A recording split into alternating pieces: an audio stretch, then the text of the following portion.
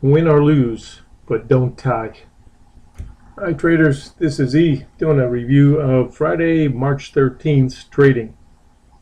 My golf coach had uttered those words to me many years ago, and I still remember the lesson he taught me quite well. We'll come back to that in a few minutes. Here's a snapshot view of the multi-charts. First thing I look for when I get to my desk is what is the chart in play. Look at many different time frames to help make that decision.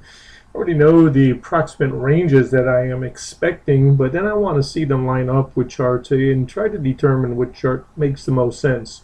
In looking at the 5-minute chart, it was clear that the bots had bought 55 to test obviously the prior day's high and to test that 61 to 62 region, which we had said should be our next resistance zone.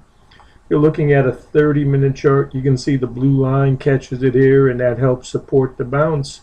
We never know if, especially the first time back, they should get a kick, but do they take out the high and keep going or not? That's the big question, and nobody knows. Still hindsight. I call it the arrogance of hindsight. Anybody can tell after the fact which chart is in play. Looked like the 240 was in play. It tested the green line, tested the red line. Now from the underside was coming up to test the longer term average and the blue line. So this is the moment of truth for the 240 chart. And these are the tunnel vision charts that help us see oversold, overbought. You can see the 30-minute chart had kicked in, run into the 60 to 61 resistance zone. 120 chart, you can see it come through it and come back. 240, as we just mentioned, was running into its red line. And now we had the same question mark on the daily chart. Can we continue to run through this, or in fact will it stall to come back and do a double bottom test? Nobody knows till hindsight. Seek was very clear that he was going to be hitting bounces. He thought that yesterday was probably a short squeeze, and going into rollover we needed to come back and get some volatility as traders fill their positions. I like to keep things simple. I think that's the key to trading. The simpler the better. So we played from the last call, 46 support, 62 resistance. So play the range until we find new information to react to. I believe if you have to think long and hard to figure things out and it's not clear what you want to do, then you are better off thinking small. Grab a couple points where you can, try to identify the immediate range, which I did as 50 to 55, as that should be the decision area to go north or south. And I felt in that range to trade it, and obviously anybody was playing for the gap, make sure you got paid by the gap, 55.75 to 56.25. We like to be flat for news. We suggested stay flat, give it a minute, size up the situation, use your intuition. My decision immediately was 57 resistance, and let's think about going lower to test that 46 side since we'd held at that 56, 57 area. So look to go back and test obviously the 46 last known support that I had called. Once we get to 46, the door opens to 45 to 44, and this year's middle is 44. We felt that was a critical area to be testing. In sequence trading, I have a unique system that I use. I felt that the potential target became 42 to 38. Suggested hang on to a trailer, try to break yesterday's RTH low, which was 39, and see if we couldn't attack that 38 to 37 zone. T2 was 39, so the target eventually becomes 35 to 32, already identified in my mind because I remember the gap zone, and I said let's use the 35 for profit taking. Collect if you get to 37.5, make sure you get paid, and then look for a profit taking bounce. Part of it was timing because it's 11 o'clock. Part of it was the neighborhood. I like that neighborhood for a profit taking bounce. I called 42 resistance. look to come down and test 35. There's a gap at 32.5. And when you're within a couple of ticks of it, obviously you want to make sure you get the lion's share of what's done. You want to hang around. It's your business. You think lower, that's your business. But I said risk reward says get paid, protect your profits. And this is a timing trade, protect your profits. Coming into lunch, I prefer to hit the bounces until we close that gap, and then think about obviously a bounce coming at lunchtime. 1,000 ticks were hit. 42 was called as the resistance, and acknowledge that we could take out the 31, go to any low, but if you're buying tight stop, this is a contra. We notified our room that 32 was Thursday's angel. There's a big pivot at 31.25, and we could get crazy swings. No one knows whether that bounce will work or not, but it was a timing thing to protect your profits. We talked about the idea of where would you be a better value buyer and a seller. And we talked about the idea of obviously would you be better off buying at the 32 to 30 area and selling at the 60 to 62 area. So these are the things we talk about all the time in terms of risk and reward. So think aggressive support at 32.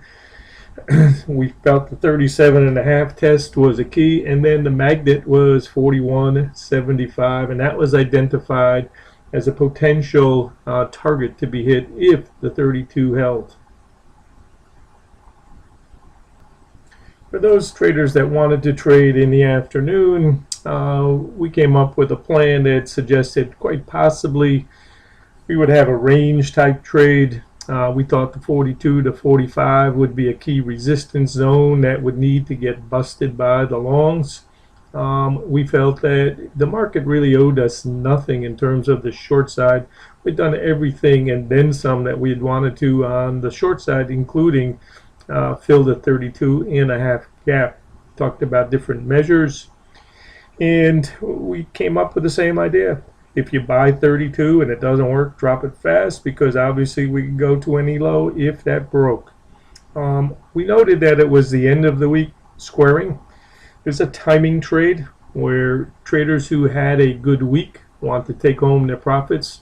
It would be like you working for an employer, and come Friday he says here's your check, and you say here, why don't you take that and I'll give you half of it back.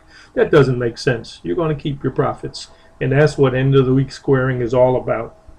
It's a timing trade. C-Kid talked about the idea that after the collapse we might have a range for the rest of the day. He was suggesting this 35 to 45 range might be it. And I felt that 48 would be our back-end resistance. So the first timing call for the afternoon is weeklies taking profits, and then at the end of the day you'll note the timing. It's just the opposite. Anybody who had a great trade, 12 to 15 points, they're certainly going to want to take that home with them, and that's what we call sequence trading. So be done, and if you're shorting 48, don't give it all back, meaning you can run through there and do anything when we've got a Momo trade. But at that time I called for the short 48 and use a stop of 51, and Zeke immediately understands the retest target. Paid coming into the 45 to 42 test, still testing that 44 mid-year, and we're using a 60-minute chart. Bring the stops down, get paid into 44 to 42s, and there's a measured move. If you took the middle of that swing, it would be 40.75 or 41, so paid by 42. And this is the type of trading we like to do. We think you can make a lot more money in the market if you are good at day trading and are flexible in your thinking and understand that the market fluctuates up and down. It's not just a one-way vehicle. At the end of the day, we're able to see a 30-minute chart, bust the blue line, come over, do a crossover, come back down to the low end. Better value buying down here than selling. Obviously on the 60-minute chart, Once we broke this 50 area, it was lights out. There's no support built up here from the previous day. This is a kings and queens trade, and a very fast up and a fast right back down to close that gap. You see the tails here under 36 we had talked about, and the bounce into the close that I looked at the 60-minute chart as potential resistance for a sequence trade, profit taking from these late longs. You talked earlier about this red line. Do we get above it and push? We can break it with a few tails, but when we start to sink back, we look down here to this support. Same thing with this 240 chart we talked about earlier. And the red line was very helpful in capping that bounce. Volume had come over from the other contract from our previous March contracts into the June. We had good volume coming back in. We noted the 59 high. We keyed off of that, the prior day's high. We thought we had a sweeper high above it, and the murky area, of course, was right here. Once we break and take out the rain line, we call this the wrecking ball trade. It's the name Zeke is given to this trade, where these lines actually get above the pink line, but then they cross over and come below it. And once we get into this umbrella trade, you get a sharp waterfall type move, and then usually you'll get consolidation, and you look for the blue line to be a key. And once above it, then obviously we get a different perspective. And on the 5-minute chart, you'll note that that's part of the art of using moving averages. It was up at 55 earlier, and at the end of the day, it was back down here around that 37, 38 area. So these can be deceiving, and that's why you try to use several different time frames and not just one. You'll note that at the end of the day, the primary target long was the rain line, and then we felt that was time to be taking profits. Anything above it would be short-lived. Also noted the tick balance. We had some pretty good ticks earlier in the day, and then there's a divergence over here later in the day, and then a corresponding plus 1,000 up here. I love to see that tick balance, and that tells me, okay, maybe time for profit taking. Note the daily chart. We felt that we had too much air between where we were and the green and red lines, and we felt that we could get some migration up to that, and then be careful about that extending its influence to come back down. That trade played out very nicely. It will not always do that. You cannot just use moving averages to trade, but it's one more tool to use that we look at. I like the Globex 10-minute chart. I thought that was a chart in play, and the real key would be, can we hold this blue line and come backwards and break the rain line, and then come south side in the umbrella trade, and then obviously set up some consolidation. Note where we ended at the 48 zone, where this 10-minute chart really did turn out to be the chart in play. No question about it. Same with the 120 chart up here on the NQ. Clear evidence of the blue line, the power of that blue line to compress and push the price down. On our 88 chart, note this key area. We thought that this was the battlefield. 50 to 55 gets resolved south side and comes back down. Note all these white bars. There's not a lot of support built up here. So the key is to successively break these different lines, the 42 line and this 36 line, and then obviously we'll do a washout here under these lows and come down and close the gap. And then the end of the day swing back into what we thought the 42 to 45 box, and then obviously hold that 48, hopefully to come back in and close somewhere neutrally in here at that 44 zone. I believe price, pattern, timing, psychology, anticipating, and reacting are the keys to the market. My golf coach was also my driving ed instructor, and he uttered those famous words, win or lose but don't tie, and he was referring to those of you who want to run red lights. His whole plan at the time was to make sure we understood the risks we were taking, and if you are going to run it, don't tie. Run through that light and get there ahead of the other guy or behind him. is E signing off. Hope you have a good one.